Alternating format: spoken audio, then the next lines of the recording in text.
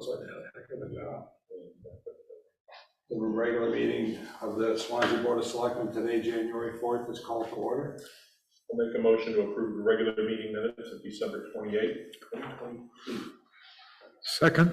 Any discussion, corrections, all in favor? Aye. I'll make a motion to approve the consent agenda. Second. Anything to add, Michael? No. All in favor? Aye. You have anybody online, Josh? Just Mike Jackson and Ted Bernard. I wish to participate in the public input portion. Nothing for me. Julius? No, I'm good for now. All right. Actually, I do have something, Bill. I don't know if you guys noticed, but the Sentinel has a article about Holcomb Avenue, not the DOT not allowing the town to have a change in the miles per hour speed limit. It's in the Sentinel tonight.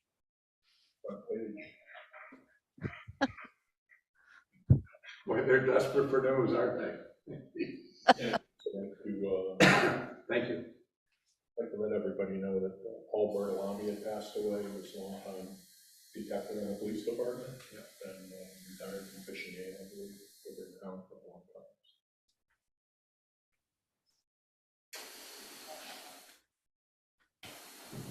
First item is nomination for Eileen to the Golden Grange Advisory Committee. I'll make the motion. I'll second it. Joyfully. You look so spiffy tonight. Well, I feel spiffy tonight. You're exuding that enthusiasm. January that. All in favor? Aye. Aye. Chief Gould, welcome. How are you doing? Good, how you doing? How's everyone? Good, thank you.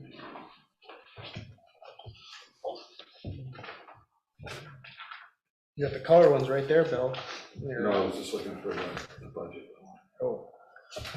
Got the big one here if you want it. Oh, you have it. Oh, came prepared. So it didn't print out very well. Uh-oh. The gray is really gray. It's ghosted. Is this just my copy? That's your copy.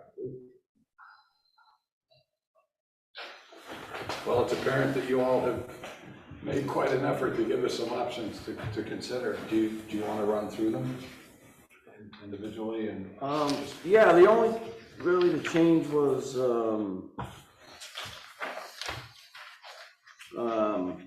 well, Julius obviously did a lot of work and Michael on this and helping us get to this point. So pretty self-explanatory on the scheduling. So option one would be, you know, the most hours covered.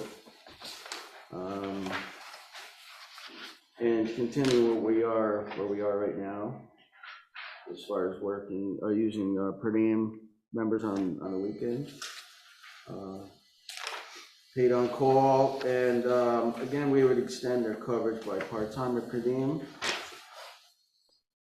Option two reduces the daily coverage. Again, we're using paid on call, which would have people standing by. We're using what, $5 an hour? Yeah, or 50 a day. We kind of have it both, but could do either one. And option three was suggested by Sly, was to eliminate the weekend per diems, and actually eliminating any coverage by part-time or per diem, and just go paid on call, which I don't think that would be too beneficial, especially on the weekends, trying to get people to cover those days. At least the days are covered on the weekends. But those are the options. I've been going over the past couple of weeks.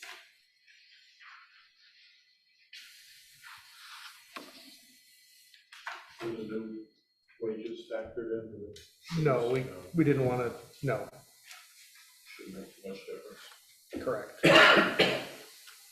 it would be consistent between the options, so I figured versus changing everything, I just left it consistent.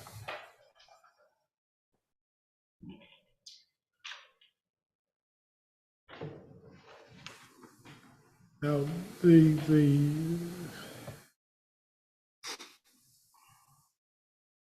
A, B, C, and D.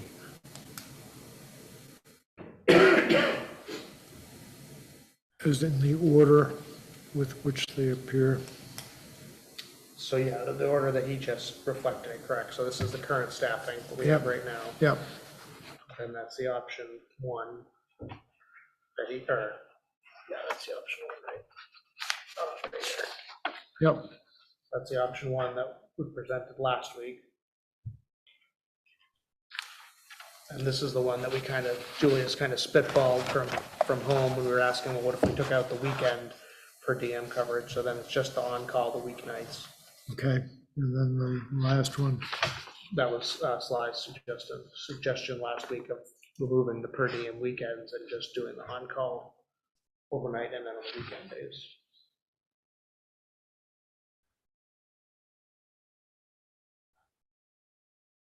How would the, how could you help me understand the paid on call? What is that? So somebody, an example, you know, somebody lived in close proximity to the fire station or within town, they would get paid roughly, you know, we'll start at $5 an hour, say. So for 10-hour overnight, it's like $50. Just to stand by, that means that if something does come in, that they're obligated to respond. And then once they respond, they'll go to their current rate for the hours spent. Sure. And they'll stay close, sober, and available. I know that was when one of the fire people made the comment about being on call for their job. That's the way I understood it as well. So, right. Yeah, that's why some, you know, maintenance, oil companies or so forth, some emergency response, if they have to respond after hours, some of the oil companies use that, to have their drivers be fit for duty, close in proximity to come in. Obviously, we're a little different, emergency response. I mean, it's definitely a step in the right direction as far as staffing goes. A little more incentive to get people to stand by, as opposed to voluntary, you know, the way we have it right now. So, you know, you're not sure who's available at what time. So each day, Monday through Friday, we'd be paying two people the equivalent of $50, so $100 a day for Monday through Friday. And then how are we working Saturday and Sunday? So, well, I prefer to keep it as we're doing now, the weekend shifts. We were gonna extend the weekend shift to 12 hours. And then as per diem shift, that's what we're doing right now. People are staffed at the station for that 12 hours. And then it would be paid on call after that for the weekend nights. So it would essentially be 7 days, $100 a day. That's what we're looking at. And that's with the per diem on Saturday and Sunday. Well, I don't want to, so we're mixing between options a little bit. So what we had last week was, we had just voluntary for the weekends, because the thought was more people around, more people aren't working. So that was, I mean, we could obviously add the on-call feature too, but the option one did not have that. The option that we talked about last week would have just paid on-call for the weekend, so.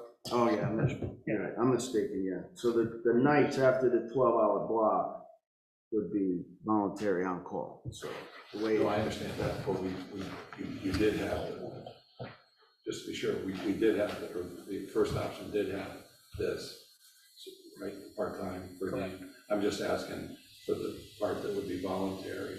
So that would be like how we do it now, just whoever's. Well, no, but if we did that part as paid on call, then every day would be $100. Right? We could do it, yes. I'm just asking the Yes, question. we could do it Every that way. day would be $100, and then you'd have that 12-hour block on Correct. Saturday and Sunday that would be the per diem. So it'll be sort of a hybrid. Correct. 10,400 on call for weekends. You got the big one coming, or? That's 4 days times 10 would be 10,400 to add on.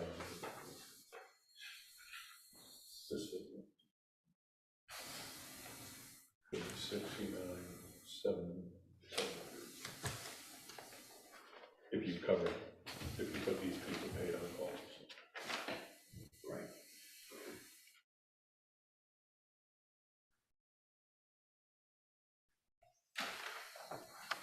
It'd be basically each day of on-call, if you figure it at $50, yeah, it's like 5,200 a year, or $100 a week. So each day you add or subtract is 5,200 for the on-call. You do it as the straight $50 shift.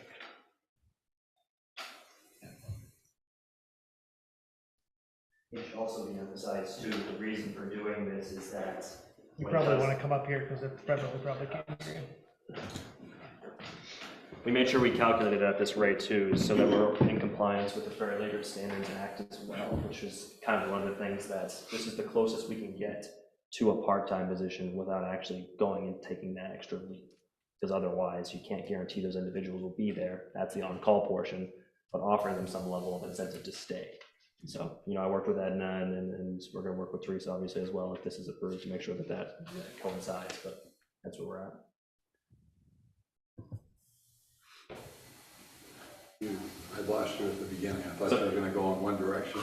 No, just wanted to make sure that it was clear that that's the reason why we chose the numbers that we did in this particular case is that it would allow us to be in compliance with the Fair Labor Standard Act, which is, you know, we wanted to make sure that we had that step so that we weren't, you know, underpaying or overpaying that kind of particular case.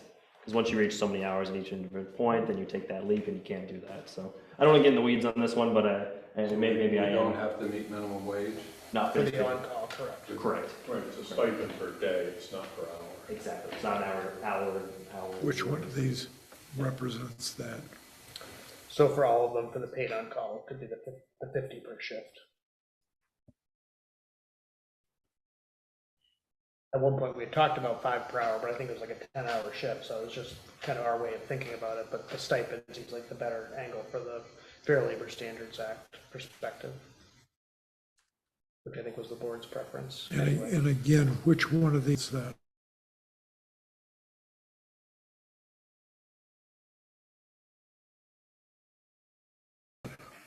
Anything in pink. Yeah, so that would be a $50 overnight shift.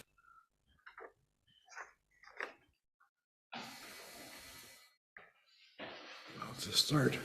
So Bill, what is the benefit of having the per diem for Saturday and Sunday as opposed to filling those hours with the paid on call? I think it'd be more reliable to have the staffing there, as opposed to weekends relying on people to give up their weekend days to stand by, because, you know, their plans wouldn't have to be staying close to the station to respond. So I think maybe this time of year you might get lucky, but we're relatively successful with the per diem program, so I'd like to continue that and making sure that there's at least 2 people there to respond. So once the warm weather comes, summertime comes, I don't think that's going to be easily fulfilled, those shifts. And they work on things like when we eliminated the separate janitorial staff, they clean the stations, they, I think, do truck checks, check for equipment. There's other stuff they do. Yeah, they do, minor maintenance and cleaning and so forth. So yeah, they do serve that purpose as well. If I may include as well, I think that by having these part-time positions during the weekends are the hardest shifts average out of all the days to fill. And so right now, if we're just doing it with on-call individuals, we found that we can't get individuals that are on call to want to take those particular shifts in the scenario. And so having the part-times, you can guarantee not only that they do not need to be the on-call individuals that are located locally, per diem folks can spread further outwards. And so those folks can come in and stay at the station for the day at the shift that they're working, which gives us further options for employees. I think that's what we wanted to emphasize. So they're physically here. Yes. And are these stipend situations, individuals anticipated to be spread through the 3 stations? No, for the most part, we operate out of here because of the ambulance, you know, primarily for EMS, but regardless, or I guess it would be, you know, where the district would be, where the call would be, they could respond to whatever station and respond out of there accordingly. So that's, you know, that kind of has to be adjusted, I guess, if you will, because we're not doing that right now. So members of those stations come into their own stations right now as calls come in, but if we have people standing by, it, you know, it kind of hinges on EMS too. So if they're EMS certified and they're going to respond in, usually come respond into where the ambulance is. So it's not an exact, can't give you an exact answer on that right now because there's so many variables between certification with driving, what levels of certification are up there, EMS certification. Is it a fire call? Is it an EMS call? So primarily, I would say they would come here, but if it's something that's feasible to respond to one of the other stations, to use one of those apparatus, and certainly they can respond to there. But they can, but in terms of the people who are being compensated to be available, would it be distributed through the companies? Because Oh yeah, absolutely, sure. Yeah, it'd be set up as a rotating schedule, people, just like we do now. So the per diem shifts are available to all the members, the Saturday and Sunday shifts.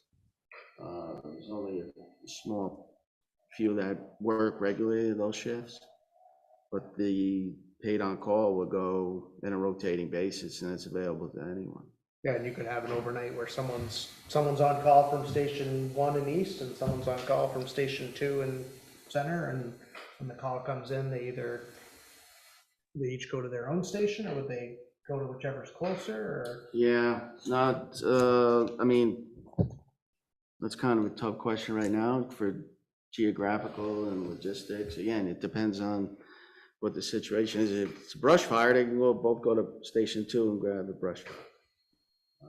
If it's an ambulance call and they're both EMS providers, and then they go to station 3 and get the ambulance. So, Which is basically how it is now, you just don't know who's necessarily on right. call. So without identifying what members would be on that call and to specify what individual, what their level of training and certification is, it's hard to answer that right now. But the obvious thing would be it's open to all members, of course. do we, just as a practical matter, do we have that kind of disbursement throughout the stations? People that are EMS certified and firefighter certified, do we have that available in every station? No, station 2, there's no EMS certified personnel currently. Station 3, there's 16 providers throughout the department. So they're split between station 1 and station 3. And the for chief officers. And the chief officers are EMS. So the 2 part-time, 2 full-time are EMS. Were they counted in the 16, or were They're counted in the 16. Okay, that's all my questions. Sorry, That's all right. you must have a couple. Well, no, the only thing that I want to make sure is that my original statement way back when is carried out. And is that basically this option? It's adding in the on-calls overnight on the weeknights, correct? Okay, then I would support this. Not this, but what you would support would be, if I understand you correctly, would be the green, the yellow, and the remainder being pink. Yeah, Which is, it's closest, I think, to Sly's request here, with this portion being per diem. Right, or you can look at one and just color the white Go pink. over and then this becomes pink. Jeez. You know, as far as I'm concerned, and I haven't said a lot over Yet. yet. But we've got to do something, and it's got to be done now. End of story. That's it, 10 words. 10 words. Could Is- be 11, I don't know. No, Very poignant words. but, you know, I mean, we've beaten a dead horse to death. It's already dead, and we're killing it some more. We're killing it some more. So, as far as I'm concerned, So we're looking at option 2 then, To be, 2 to be amended. yeah. and I think it's up to the chief to make sure that it works. Would be an additional cost of $69,773. Adding 10,400 to the, I think it was, wasn't it? It's 5,200 a day, so I think 36. Okay, 10-4. 50 a day times 2, 5,200, that's 52 weeks, but we have 2 days, Saturday and Sunday, right? so it's 10,400. But you can subtract out the additional part-time wages, because if we're not extending the weekend coverage. So what's weekend gonna be, 7:30 It'd be to 5:30? 8 to 4, I think is what Ken was talking about. The additional 12 hours, 2 times 2 shifts, 2 days of the weekend. Is that what, because you're taking those whites and making them pink? Well, that's what I thought we were doing, but now I think that's changing. Maybe not, maybe I misunderstood. I thought we were keeping the I thought weekend. we were just throwing the volunteer on call into the paid on call and adding 10,400 to it. No? I must have misunderstood. Well, now is the time not to be misunderstood. Now is the time to take the bull by the horn, or by the tail, and face the situation at hand, I agree. okay? We've got to start somewhere, we got to start doing something tonight. I, for one, want it done on the table now.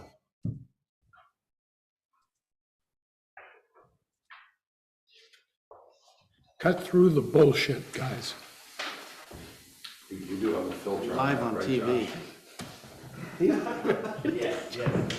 The FCC's got nothing on that. No. Public access, come on. That's right, yeah, it's supposed to be edgy. Hey, Michael, when the board decides that what they're going to do, would you just spell it out clearly so that I can record it properly? Hopefully. We know, you'll know. Come on, I'm ready to go on to the next situation, which is solar. So, you know, with that in mind, let's make a decision. Any way of funding it, as far as there's an 11% increase in the budget for the department?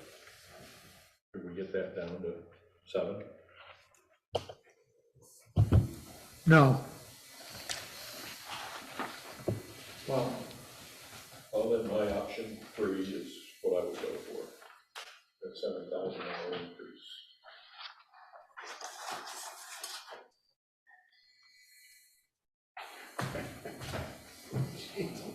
We have the option of going to the town meeting and having the people vote no on the budget, the operating budget. yeah, but And then we're gonna be in the default budget, and then where does it go?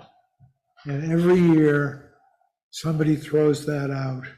And I've said for 24 years, 23 years, that if you tell the people exactly what you're doing, they're gonna support you. So I don't, until we find that the people are turning around the budget and using the default, I don't buy it. The other option, which my colleague to my left probably wouldn't like, but it gets to the discussion we've kind of had about having a community discussion about this, is to have it as a separate warrant article. Then that fails or succeeds on its own, and it becomes a discussion opportunity like we had with the Carpenter home and Grange Hall and with them all and stuff. Yep. We are a low number of articles this year, boss, so. Yeah.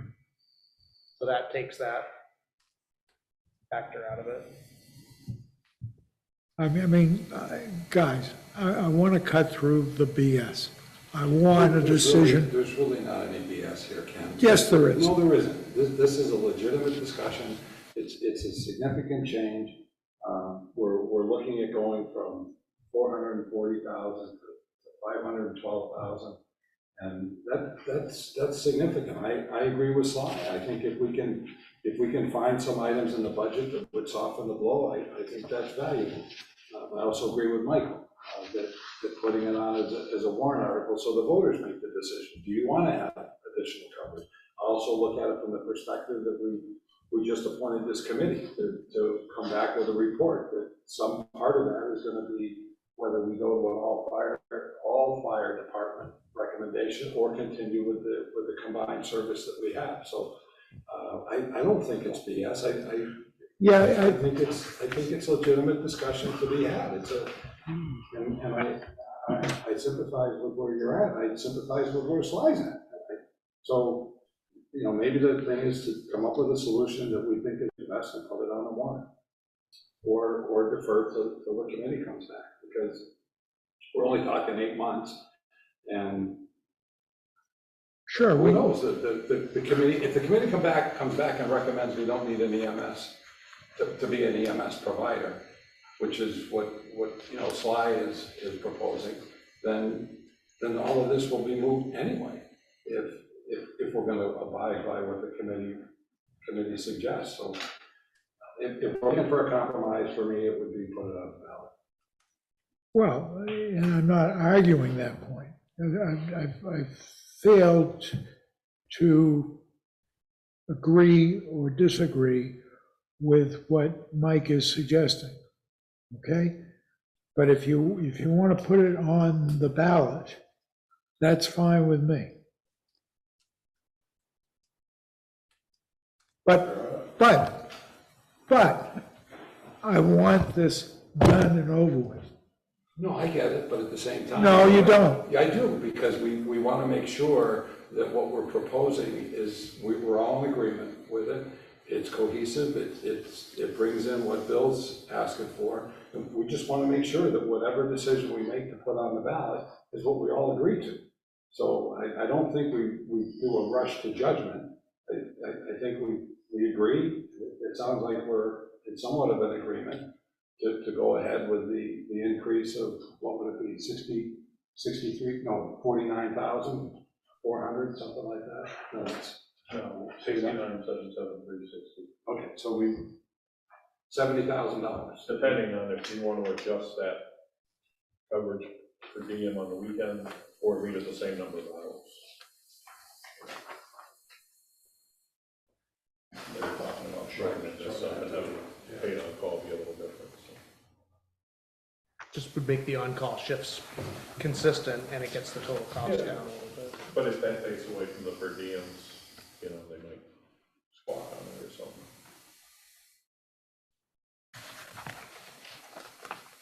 Right now, what are they, 12 hours? Right now, they're 8-hour shifts. No, the per diem weekends? The per diems are proposed right now at 12. They're currently acting as an 8. So this is an additional 4 to cover that time frame that we saw in the data that says there's So calls. it wouldn't be as much if you take away the. That's where I was. Oh, okay. Yeah, that's what I was talking about. Gotcha. Good. Yeah, that'd be good. And the only thing I'll say to Bill's point about, depending on what the committee comes back, I don't think, if we find paid on call works better, that could carry through whether we're EMS or not. So I think it's a worthy exercise. And you're, Of course it is. Come on, Ken, cut through the BS. Yeah, exactly. So we're looking at option 2 with the white being pink. Yep. And we're gonna stay consistent with the paid on call. Every day is gonna be $100 a day. And on Saturday and Sunday, they'll have a few less hours than they would on Monday through Friday. No, because the per diem's gonna go back to what it actually is. It's not Oh, it's gonna go back to 8 hours? Yeah, we extended it to cover. So they're, on That the, costs all right, down. so on the weekends, we're actually gonna go to $60 or whatever, it comes out to $70, I guess, right? Because you're saying $5 an hour or $50 for 10 hours. And so that, It'll be $50 this painful. just be an extra hour. I think it's gonna go all the way across, it's the extra hours on part-time, we'll go back to that. Yeah, it'll be exactly like that, so the white Okay. will just be the name. yeah, so what's this hour to 1 hour? I think I think we can call. that's exactly correct. So if they're working more hours, The expectation is probably more in that sense, that's what you're saying. If we just add on an hour, and then that makes it consistent, that it ends at 5, and Just run the numbers on that. and have it ready for Tuesday. be ready before that. Thank God. Got that, Beverly? No, would you please repeat it, Michael? Yeah, I'll probably clean it up in a minute.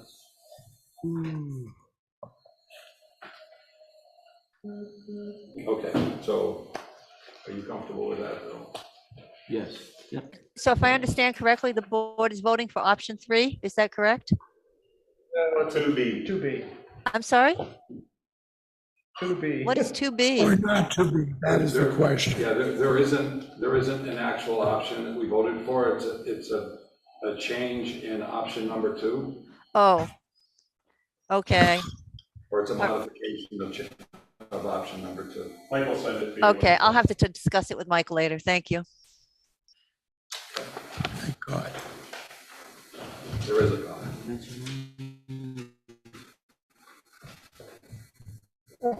Right, what are we on now? So, just one more question with the budget. A couple weeks ago, I proposed Deputy Chief West as a full-time position. So I'm not sure if the board is, what their consideration is on that.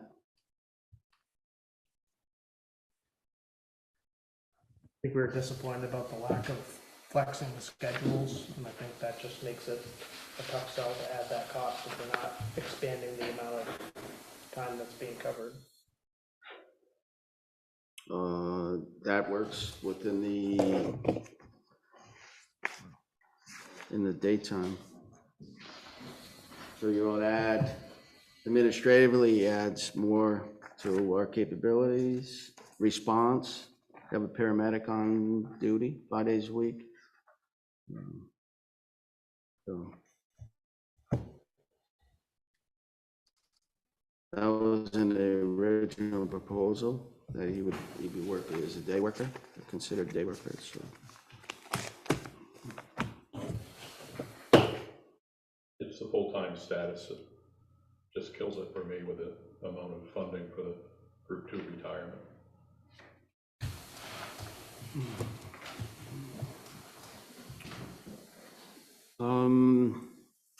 I mean, I can understand it, the fiscal, background involved, but obviously we need more people. We're talking about this here now, and I mean, it was my understanding he was not promised, but there was an understanding that that position was going to be made full-time. Not by this board. No? I've been here since 2016. So I actually took my EMT class with him again. I think that's something that would probably be, if depending on what the committee came back with, so I think that would be something that, to give them, to create a full-time position that in however long may change the course of the department.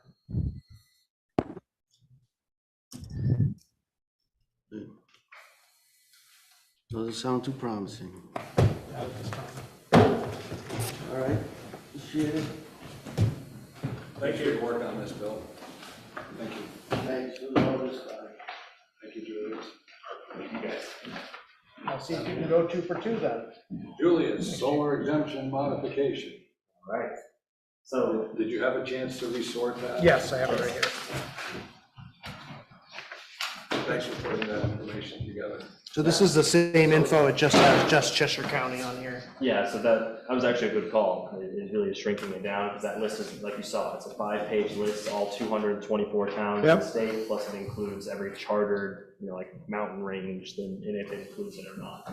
I think the biggest thing is about the shortened list is you'll notice that there is only 4 different communities on this list currently that does not have a solar exemption of some kind. I guess you can maybe include Marlow in there because they don't record the cost, but they also do record the number of exemptions. So what we found is every town is doing their systems a little bit differently, but we did reach out to, there's a local administrator email thread, and we sent out a request saying what other communities are doing. And so we received a response back from almost 10 different locations: Hopkinton, Mount Vernon, Peterborough, and so on. And so Hopkinton does the 25, Mount Vernon 100%, Peterborough does not assess theirs, Lindenborough, Franktown, Wilton, Fitzwilliam, and Milford all do 100%. So reaching out to different locations, this is I'd say within the time frame we have as well, this is what we can put together. We do see that almost roughly about 60% of all towns across the state have some level of an exemption. And then this is a good representation of the region where almost everybody does.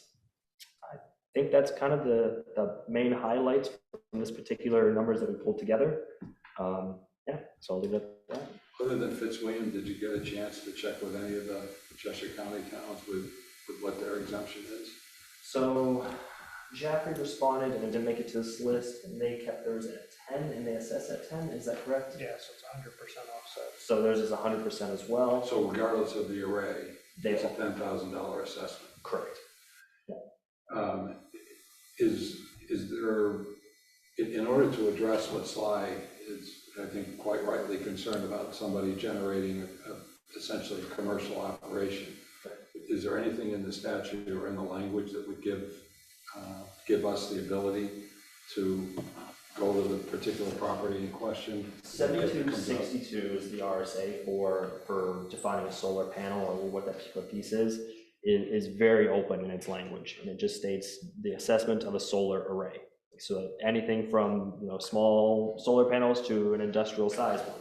The biggest thing is that whenever we actually, or the proposed warrant article states, is it's on a residential structure, and it's intended for residential use. I think that's the big case right there, is that if anything is deemed a commercial piece, kind of the language you see in planning, that's whenever you would see a separation where commercial would not be included. So we would have the ability to have our assessor go to a property if it was in question.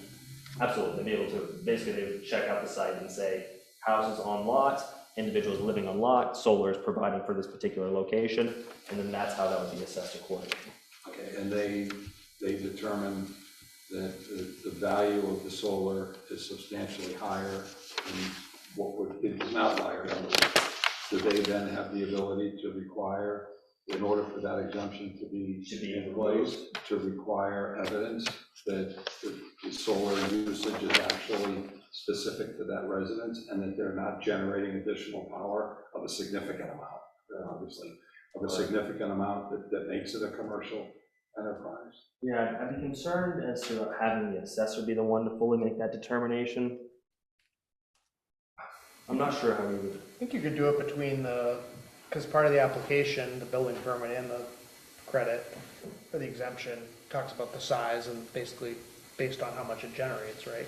So I think you could compare that to the Eversource bills. They show a year back of usage, and if they have a system that generates a megawatt and they're using 10% of a 100 kilowatts or whatever the math is, you could say clearly this is way more than your usage. So I think that would be a way to. That's actually a really good point, because our building permit very explicitly has a section in it that says this is the intent of the structure, and the intent of the structure is used for residential use in the case of solar. So that emphasis for that. Only in. Correct. That's the emphasis portion of it. And so if that terminology is stated and we do find that it's deemed differently, then they're in violation of the building permit. So I think that could be the caveat in defining piece that we need to determine what is that difference. In the I exemption. could accept that, and code would then basically just say an allowable percentage of the construction, and then send that to the assessor.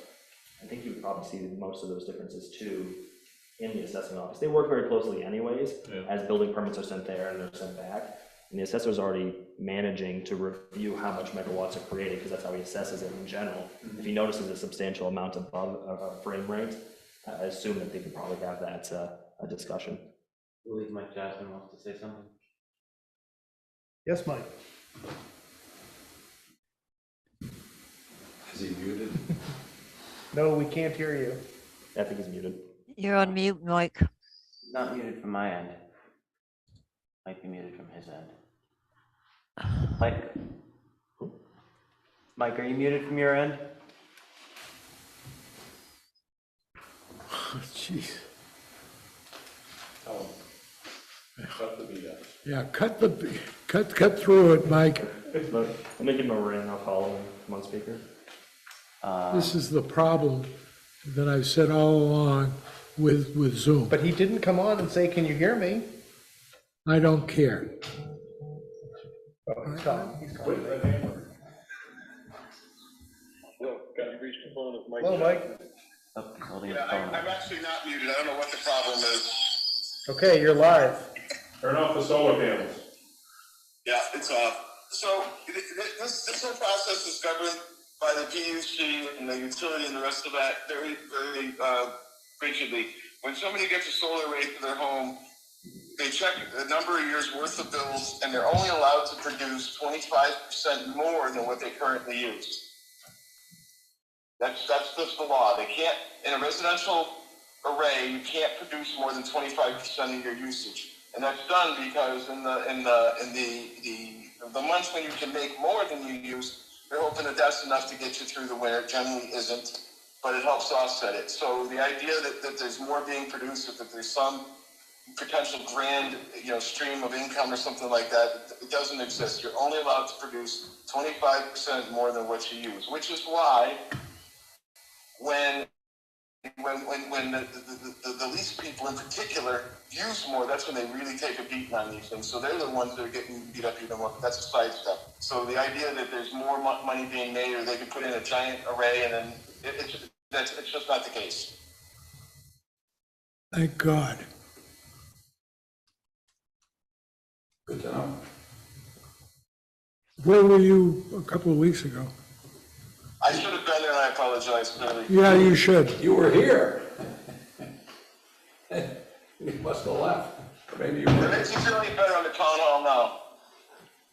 What's that? He's sitting at town hall right now. Oh, he's at town hall. You know what? It might be that it is because it's thinking he's on an iPad. It might be that his iPad doesn't have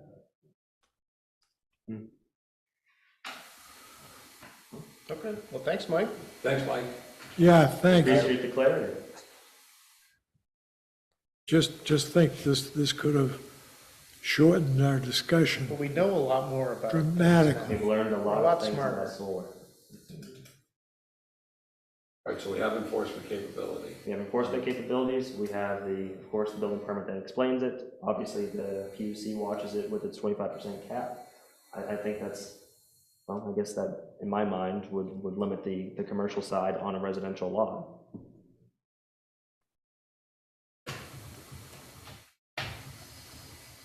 So you want 100% exemption? Yeah, that's the proposed. It's congruent with a lot of the other communities in the neighborhood region, and I think ultimately would allow us to really serve those in the community that are not only using or planning on putting in solar panels, but also incentivizes it as well. So essentially making Swanzey's drain on the electrical grid less of that. I guess. I would like to see some kind of monthly report from code or building that, On new permits. yeah, how much the permit is and the assessed value of the property. Just so we can keep an eye on it. If there's a question, we will be asking, or I will be asking for enforcement or an investigation of it. Because $40,000 home shouldn't be having a $75,000 addition not being taxed.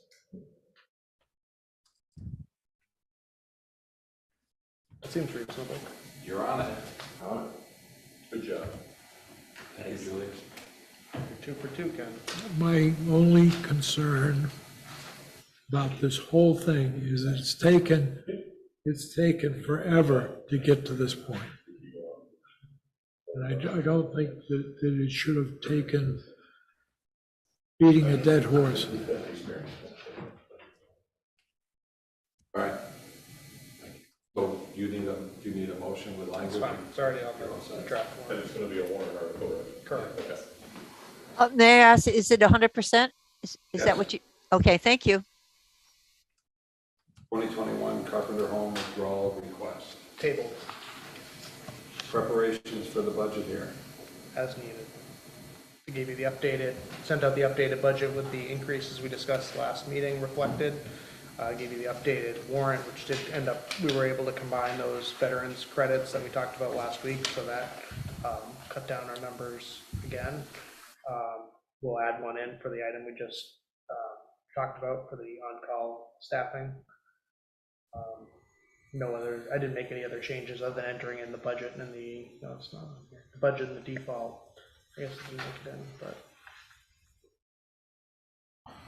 that, the numbers are in there now.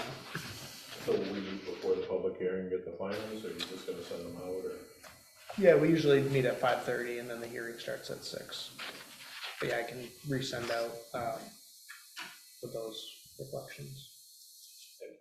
They coming in color. It's a lot easier for me to read. The budget sheets? Well, these came up, but the ones I printed out, yeah, exactly. But this is, the gray, I can't hardly even pick up on it. This was off of the packet. Because I think it was a color PDF that then you tried to print in black and white. Yeah. But is this accepted? Yeah. So I'll have those then. Was that in the packet? Yeah. Oh, I'll do it. Print out. No, it's just a print. Thank you. Administrative update, anything? Correspondence? Nothing to report at this time. Non-publics? No. Julius is doing a heck of a job. It's amazing how many times your name shows up. Holy cow. I'm a busy guy. You're giving me more credit than I deserve, but.